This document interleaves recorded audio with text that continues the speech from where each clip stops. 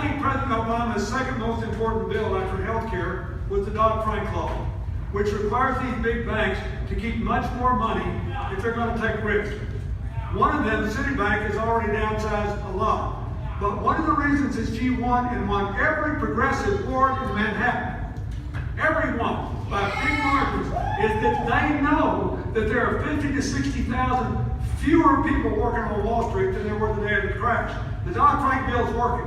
You can break up any bank you want that's taking too much risk. And they're being forced to deal with this. The inequality problem today is being driven by corporations that are diverting 90% of their income to paying stockholders and top management instead of their workers, their communities, or even helping their customers with continued investment. So, the only believes we are dealing with a combination of carrots and sticks. The evidence, I could fill this vast room with the economic studies which have been done proving that corporations that run to make money over any 5 to 8 year period do better than corporations that try to drive their stock price up every quarter and pay their CEOs based on whether they meet a stock target every year.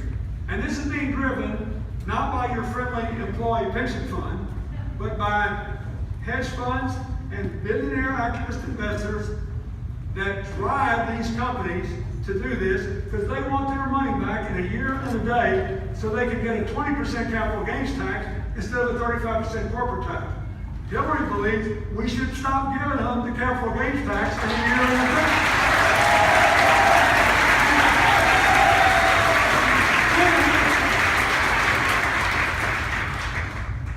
We should phase it down so they'll stop paying people based on whether they make money in a year or a day. Carrier Air Conditioning just voted to move 2,100 jobs out of Indiana. And look, if they were losing jobs, believe me, I've been a governor, I've been there. I've stood at the plants when the last ship walked off. If they're losing money, you say, thank you for staying with us as long as you did. God bless you, we wish you well. They were making $2.9 billion a year. And they walked away from 2,100 people to save $65 million a year, which if my math is right, was 2.5% of the profits.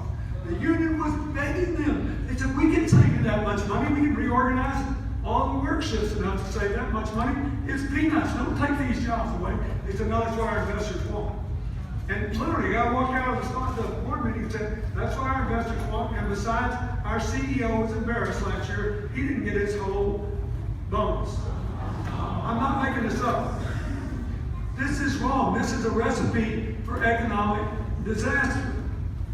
And it's morally wrong. So, yes, don't give them the capital gains tax in a year, but give them something else.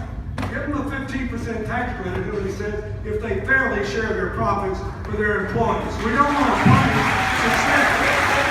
If you will, the economy will go faster and wages will rise faster and inequality will decline. This is really important. But in order to make all this work, you've got to make sure everybody has a chance to get on the escalator.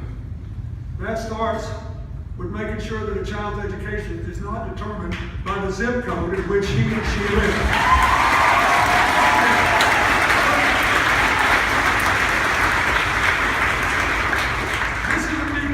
Most of us, and has been for 40